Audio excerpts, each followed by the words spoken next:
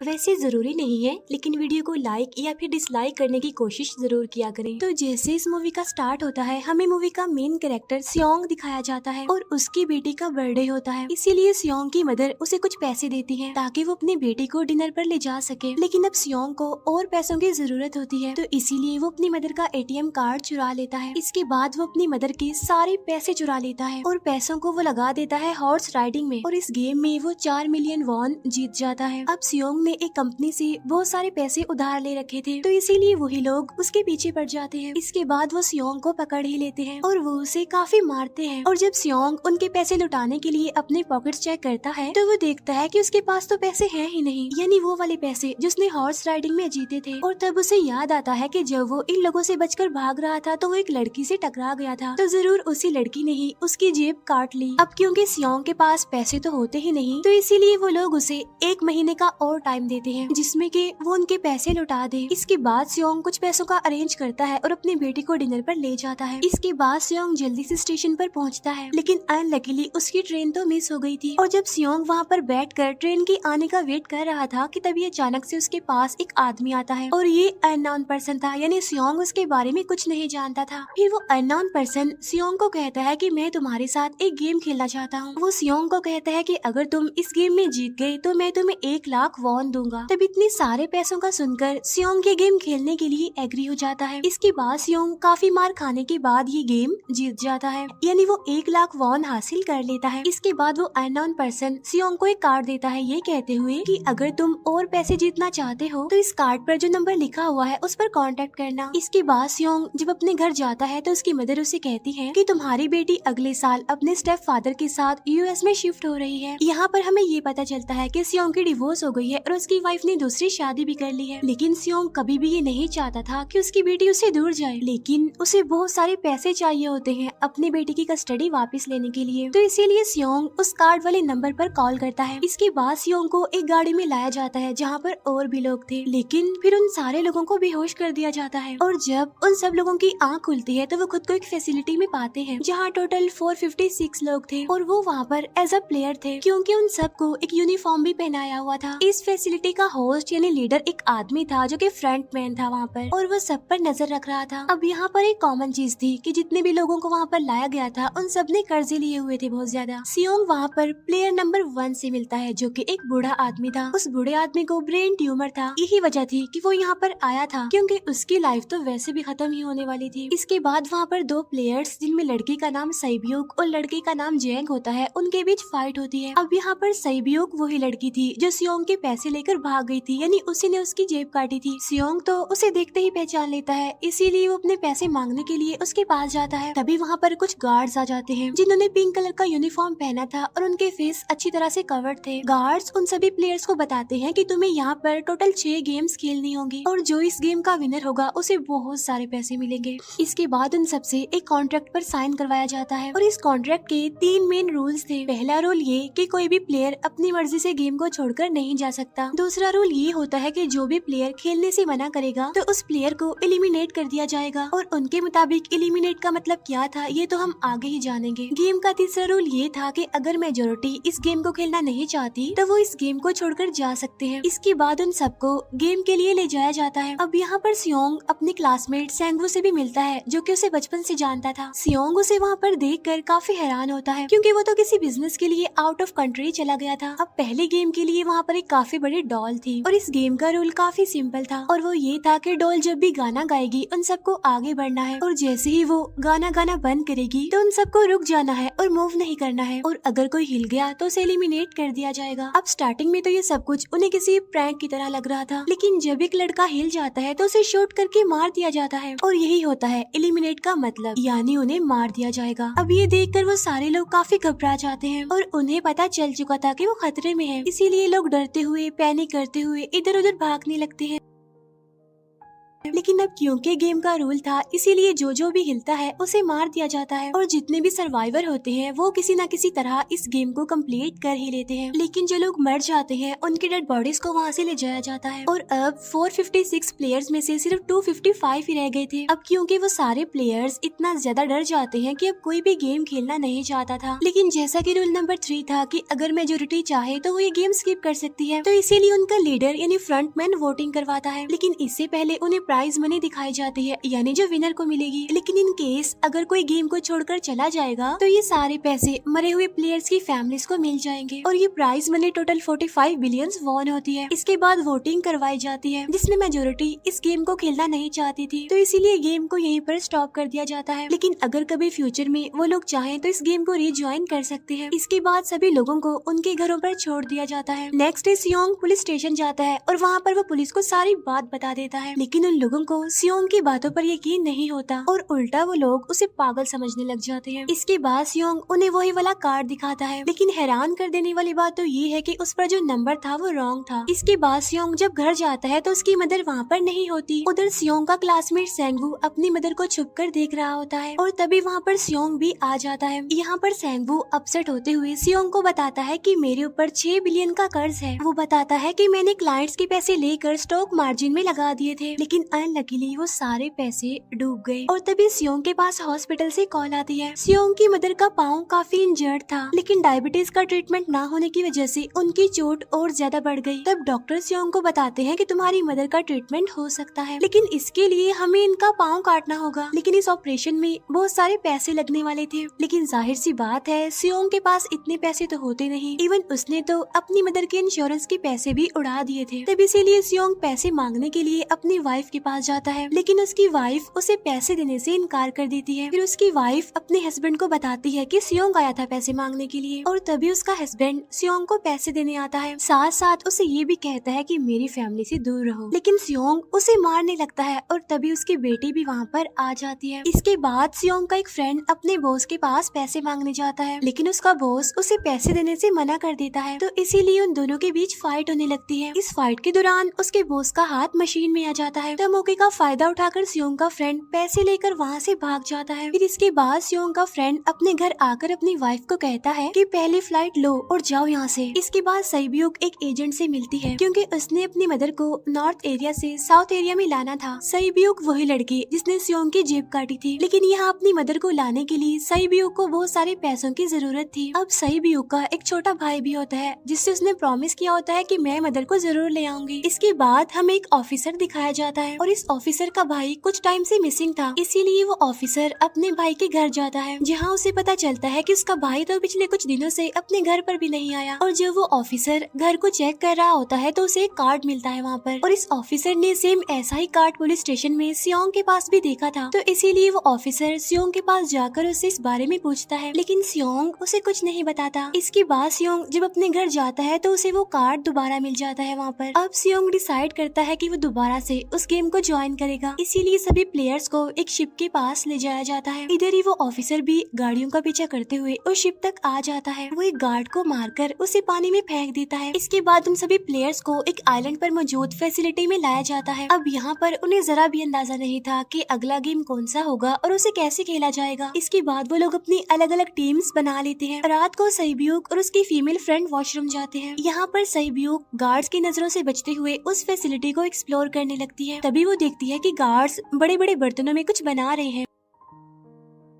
लेकिन अब क्योंकि गार्ड्स को शक हो जाता है तो ये गार्ड वॉशरूम्स को चेक करने के लिए आता है, लेकिन तब तक सईब्यूक वापस आ चुकी थी। इसके बाद सईब्यूक अपनी फीमेल फ्रेंड को सारी बात बता देती है जो उसने देखा था, लेकिन यहाँ पर सेंगवू उन दोनों की बातें सुन लेता है और वो इस बारे में सईब्यूक से पूछता है, जिस पर सईब्यूक बताती है कि वो बड़े बड़े बर्तनों में कुछ पका रहे थे। इसके बाद उन सभी प्लेयर्स को प्ले ग्राउंड में लाया जाता है, जहाँ पर उनके सामने 4 शेप्स थी। 4 शेप्स में से उन्होंने किसी एक शेप को चूज करना था। अब यहाँ पर सेंगवू को पता चल जाता है है कि गेम क्या है और क्या करना है हमें। सेंगवू सियोंग को बताता है कि सबने अलग अलग शेप्स को चुनना है। इसके बाद उन सभी को एक छोटा सा बर्तन दिया जाता है जिसमें की शेप्स बनी होती है। अब गेम उनकी ये होती है कि उन्होंने किसी तरह उस शेप को बाहर निकालना है बगैर डैमेज किए, लेकिन अगर शेप जरा से भी खराब हो गई तो उन्हें एलिमिनेट कर दिया जाएगा, यानी मार दिया जाएगा। अब यहाँ पर सेंगवू तो इजिली उस शेप को निकाल लेता है, लेकिन सियोंग इतना ज्यादा घबरा जाता है कि उसकी हालत खराब होने लगती है, लेकिन फिर वो किसी न किसी तरह करके इस गेम को भी जीत लेता है। इसके बाद उन सबको वापस से रूम में लाया जाता है। अब यहाँ पर 187 प्लेयर्स वापस आए थे, जिनमें से अब सिर्फ 108 ही रह गए थे। इसके बाद उन सबको खाने के लिए ले जाया जाता है, लेकिन खाने की वजह से जैंग की एक लड़के से फाइट हो जाती है, जहाँ पर जैंग उस लड़के को इतना ज्यादा मारता है कि वो मौके पर ही मर जाता है। इधर ही हम देखते हैं कि उन प्लेयर्स में से एक डॉक्टर होता है जो गार्ड्स के साथ मिलकर मरे हुए लोगों के ऑर्गन्स निकाल कर उन्हें चाइनीज को बेचने का काम करता है। इसीलिए जब भी डेड बॉडीज को ले जाया जाता है तो वो डेड बॉडीज को गायब कर लेते हैं, क्योंकि ये सब कुछ एक प्लान के अकॉर्डिंग चल रहा था, क्योंकि ये सारा कुछ फ्रंट मैन से छुप कर हो रहा था। यही वजह थी कि कंट्रोल रूम में भी उन्होंने अपना ही एक आदमी बिठाया हुआ था जो कि उन लोगों की सारी वीडियो फुटेज डिलीट कर देता था, और गार्ड्स तो डॉक्टर को गेम के बारे में पहले ही बता देते थे ताकि वो सरवाइव कर सके। यहाँ पर एक गार्ड उसी प्लेयर डॉक्टर को बताता है कि आज हमने प्लेयर्स को जानबूझकर खाना कम दिया है ताकि वो आपस में लड़ने लगे, जिससे होगा ये कि सारे वीक प्लेयर्स गेम से आउट हो जाएंगे। साथ ही गार्ड डॉक्टर को अपनी अगली गेम के बारे में बता देता है। अब 30 मिनट के बाद वहाँ पर लाइट्स ऑफ होने वाली थी। अब यहाँ पर सेंगवू को पता था कि सियोंग की टीम जरूर कोई उल्टा काम करेगी, इसीलिए वो उस टीम को अपने पास बुलाकर उन्हें रिलैक्स रहने के लिए कहता है। उधर वो जो डॉक्टर प्लेयर होता है वो जैंग की टीम में शामिल हो जाता है। यहाँ पर डॉक्टर जैंग को बता देता है कि अगला गेम क्या होने वाला है। इसके बाद लाइट्स ऑफ हो जाती है और जैंग अपनी टीम के साथ मिलकर बाकी सभी को मारने लगता है। जैंग एक लड़की को मारकर सईब्यू को मारने जाता है, लेकिन तभी सियोंग उसे बचा लेता है। इसके बाद गार्ड्स वहाँ पर आकर उन सभी को रोक लेते हैं और अब टोटल 80 लोग रह गए थे। इसके बाद उन सभी को तीसरे गेम के लिए ले जाया जाता है और यहाँ पर उन्हें 10-10 प्लेयर्स की एक टीम बनाने के लिए कहा जाता है, और वो लोग ऐसा ही करते हैं, अपनी अपनी टीम बना लेते हैं। अब क्योंकि जैंग को अगली गेम के बारे में पहले ही पता होता है, इसीलिए वो सईब्यू की फीमेल फ्रेंड को अपनी टीम में नहीं रखता और वो अपनी टीम में सिर्फ मर्दों को ही रखता है। इसके बाद सेंगवू भी अपनी एक टीम बना लेता है। अब क्योंकि उन्हें एक प्लेयर की जरूरत थी तो इसीलिए सईब्यू की फीमेल फ्रेंड उनके टीम में शामिल हो जाती है, और ये गेम असल में टग ऑफ वॉर का होता है, यानी उन्होंने अपने सामने वाली टीम को नीचे गिराना था। इसके बाद गेम स्टार्ट हो जाती है और जैंग की गेम बड़ी आसानी से इस गेम को जीत लेती है। इसके बाद बारी होती है सेंगवू की टीम की। तब प्लेयर नंबर 1 यानी वो बूढ़ा आदमी कहता है कि मैंने अपनी जिंदगी में बहुत सारी टग ऑफ वॉर्स खेल रखी है, इसीलिए उन सबको गाइड करता है कि इस गेम को कैसे जीतना है।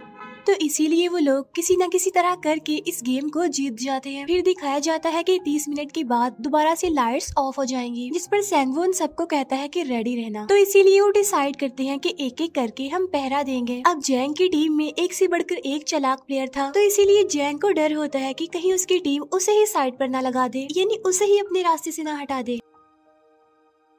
दूसरी तरफ डॉक्टर और गार्ड्स मिलकर डेड बॉडी के ऑर्गन्स निकाल रहे होते हैं और इन ऑर्गन्स को डिलीवर करने जाना था गार्ड नंबर 28 एंड 29। तब वो सभी एक डेड बॉडी के बारे में बातें करने लगती हैं जिसकी सिर्फ एक किडनी थी और वो उसे ज़ॉम्बी कह रहे थे। अब यहाँ पर जो गार्ड नंबर 29 था, यानी जिसने वो ऑर्गन्स डिलीवर करने जाने थे, वो कोई और नहीं बल्कि वो ऑफिसर था जो गार्ड के बेस में वहाँ पर आया था। और ये सब बातें सुनकर उसे शक होता है कि शायद ये लोग मेरे भाई की बात कर रहे हैं, क्योंकि उसकी भी एक ही किडनी थी। इसके बाद नंबर 28 और 29 यानी वो ऑफिसर ऑर्गन्स को डिलीवर करने के लिए चले जाते हैं। रास्ते में वो ऑफिसर नोटिस करता है कि टनल में तो बॉम्ब लगा हुआ है। तब नंबर 28 उसे बताता है कि जब हम यहाँ से बाहर निकलेंगे तो इस जगह को ब्लास्ट कर दिया जाएगा। अब यहाँ पर वो ऑफिसर नंबर 28 से और इन्फॉर्मेशन लेने की कोशिश करता है, इसीलिए नंबर 28 को उस पर डाउट होने लगता है, इसीलिए वो उस ऑफिसर को अपना फेस दिखाने के लिए कहता है। अब यहाँ पर वो ऑफिसर अपना फेस भी दिखा देता है, साथ साथ वो नंबर 28 पर गन पॉइंट भी कर देता है। साथ साथ वो ऑफिसर उससे एक किडनी वाले आदमी के बारे में पूछता है कि वो कौन है जिसे तुम ज़ॉम्बी कहते थे, जिस पर वो नंबर 28 उससे कहता है कि वो तो एक लड़की थी। अब यहाँ पर नंबर 28 उस ऑफिसर को कहता है कि तुम लीडर के रूम में जाकर सारी इन्फॉर्मेशन देख सकते हो, वहाँ पर सबका डाटा है। ये जानने के बाद वो ऑफिसर नंबर 28 को मार डालता है। उधर वो डॉक्टर गार्ड से अगली गेम के बारे में पूछता है, लेकिन इस बार गार्ड्स को भी अगली गेम के बारे में पता नहीं होता। तब इसीलिए डॉक्टर को गुस्सा आ जाता है और वो एक गार्ड को पकड़ लेता है और उनकी फाइट होने लगती है। इसी फाइट में डॉक्टर डॉक्टर उस गार्ड को मार कर वहाँ से भाग जाता है। इसके बाद एक गार्ड भी उसका पीछा करता है और वो दोनों प्लेग्राउंड में आ जाते हैं। यहाँ पर गार्ड डॉक्टर को अपनी बातों में फंसा कर उसे मारने वाला होता है, लेकिन तभी लीडर इन्हीं फ्रंटमैन आकर उसे मार डालता है और बाद में वो उस डॉक्टर को भी मार डालते हैं। साथ साथ इन्हें वहीं पर नंबर 28 की डेड बॉडी भी मिल जाती है, जिससे इन्हें ये पता चल जाता है कि फैसिलिटी में कोई घुस गया है। उधर वो ऑफिसर लीडर इन्हीं फ्रंटमैन के रूम तक पहुंच जाता है। तो वो चेक करते करते एक ऐसे रूम में जाता है जहाँ पर सबके रिकॉर्ड्स थे, और जब वो ऑफिसर रिकॉर्ड चेक कर रहा होता है तो उसे सभी विनर्स की एक लिस्ट मिलती है, जिसमें उसके भाई का भी नाम था, यानी वो भी कभी विनर था। उधर सभी प्लेयर्स को 4th गेम के लिए ले जाया जाता है, जहाँ पर उन सबको अपना अपना पार्टनर चुनने के लिए कहा जाता है, और वो प्लेयर्स करते भी ऐसा ही है, अपना अपना पार्टनर चुन लेते हैं। सहयोग की फीमेल फ्रेंड भी अपना पार्टनर ढूंढने की कोशिश करती है, लेकिन कोई भी उसका पार्टनर बनने को तैयार ही नहीं था। इसके बाद सभी प्लेयर्स को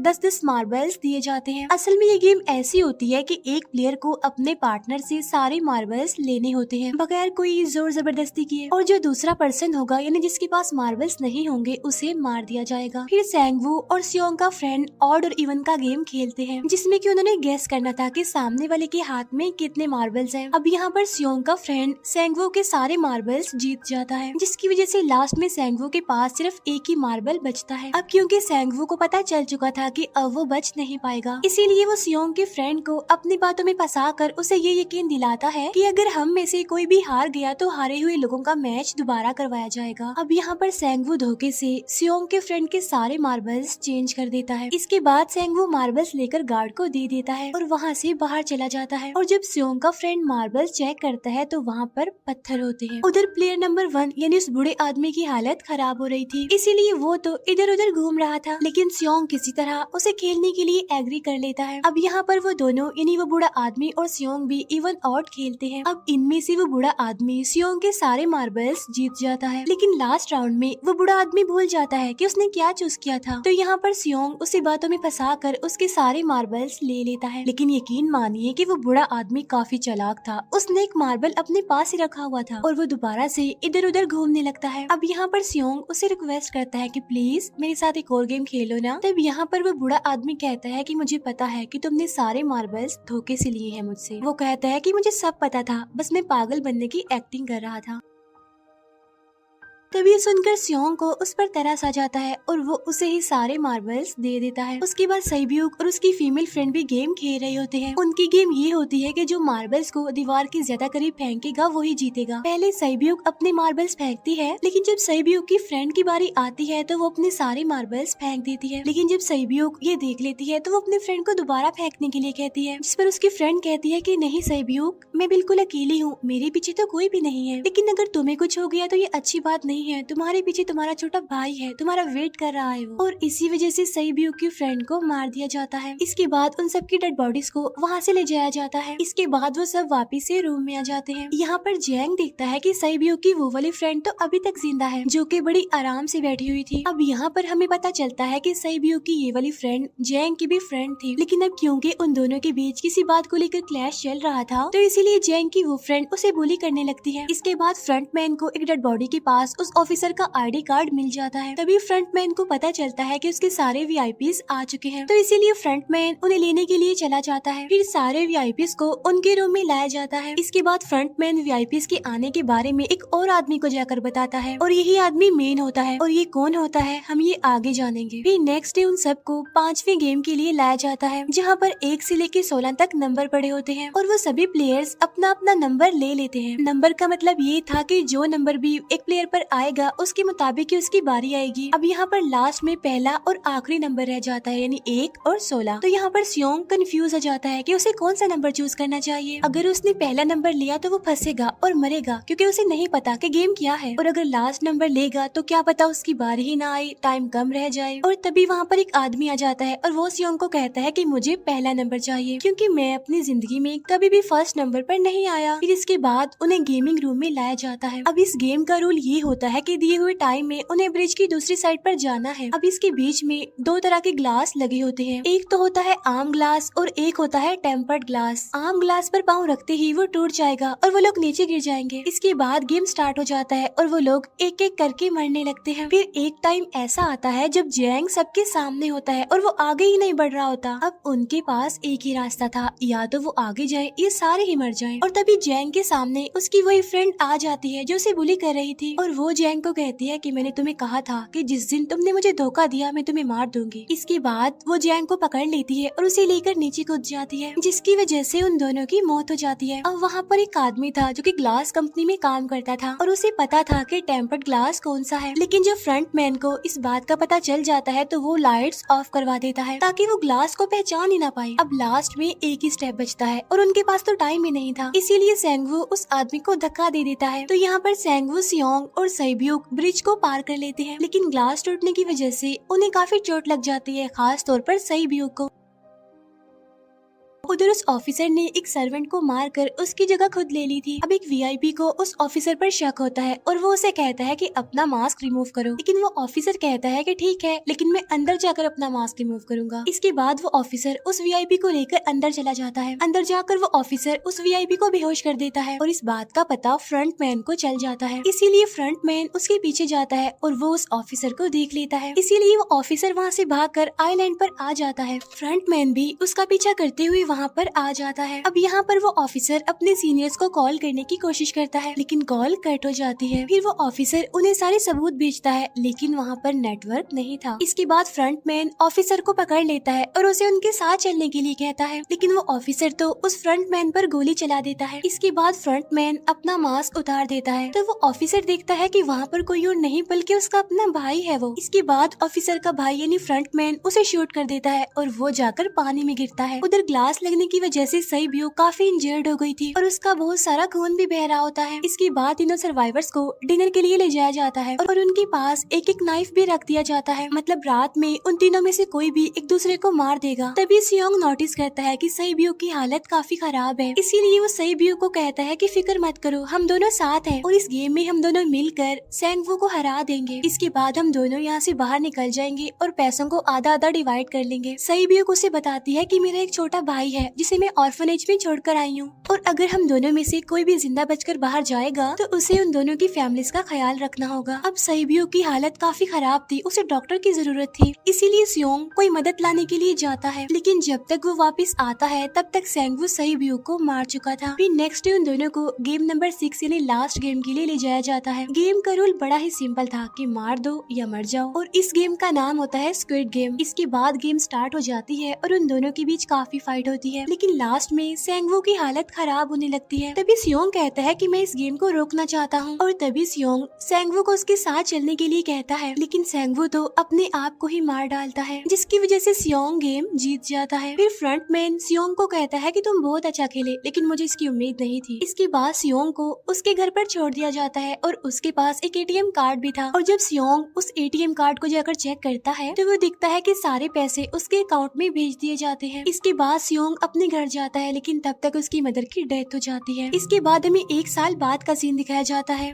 जहाँ पर हम देखते हैं कि सियोंग की हालत काफी खराब हो गई है, यानी वो अब काफी नशा करने लग गया है और उसने अब तक उन पैसों को हाथ तक नहीं लगाया। एक दिन एक फूल बेचने वाली औरत सियोंग के पास आती है और वो उसे सेम वैसा ही कार्ड देती है जिसमें एक एड्रेस लिखा हुआ था, और फिर सियोंग उस एड्रेस पर जाता है, जहाँ पर उसे पता चलता है कि ये सारा किया धरा किसी और का नहीं बल्कि उस बूढ़े का है, प्लेयर नंबर 1 का, और वो अभी भी जिंदा है। यहाँ पर वो बूढ़ा आदमी सियोंग को बताता है कि मैं अपनी लाइफ से बोर हो चुका था और ये सारी गेम मैंने अपने क्लाइंट्स के साथ मिलकर बनाई ताकि मैं लोगों को मरता हुआ देखकर एंजॉय कर सकूं, लेकिन हाँ, हमने किसी को मजबूर नहीं किया था ऐसा करने के लिए, और मैंने गेम में इसीलिए पार्टिसिपेट किया क्योंकि गेम देखने से ज्यादा उसे खेलने में मजा आता है। वो कहता है जो पैसे तुम्हारे पास है वो मेरे ही हैं, और ये कहते ही उस बूढ़े आदमी की मौत हो जाती है। इसके बाद सियोंग सैब्यूक के छोटे भाई के पास जाता है और उसे लेकर वो जाता है सेंगवू की मदर के पास, और वो सेंगवू की मदर को कहता है कि इस बच्चे का ख्याल रखना, साथ साथ वो उसे एक बैग भी देता है जिसमें बहुत सारे पैसे होते हैं। इसके बाद सियोंग स्टेशन पर जाता है जहाँ पर उसे वही अननोन पर्सन मिलता है जो कि उसे मूवी के स्टार्ट में भी मिला था। यहाँ पर सियोंग उसका पीछा भी करता है, लेकिन तब तक वो भाग चुका था। फिर सियोंग उस कार्ड वाले नंबर पर कॉल करता है और वो पूछता है कि तुम लोग कौन हो और लोगों के साथ ऐसा क्यों कर रहे हो, क्यों खेल रहे हो लोगों की जिंदगी से। लेकिन आगे से उसे रिस्पॉन्स आता है कि सियोंग, अगर तुमने जिंदा बचना है तो प्लेन में चढ़ जाओ। और इसी के साथ ही मूवी यहीं पर एंड हो जाती है।